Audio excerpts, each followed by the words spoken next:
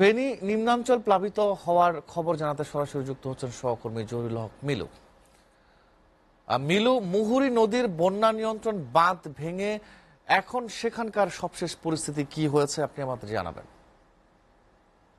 শিশির, আপনি জানেন যে ফেনীর মুহুরী, কহুয়া এবং তেলোনিয়া নদীর যে 5টি স্থানে ভাঙন দেখা দিয়েছে, সেক্ষেত্রে পানি নামতে শুরু করেছে। তবে এই বন্যার যে ক্ষতি সেটি ছিন্ন রয়ে গেছে।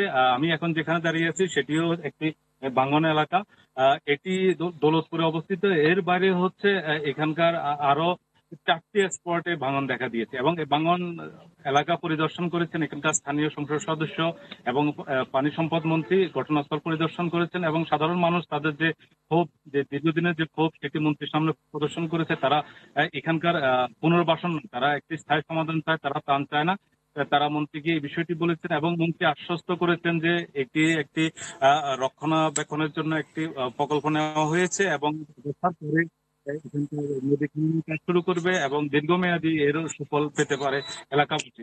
তো এই ছিল এখনকার মতো এখানকার সর্বশেষ।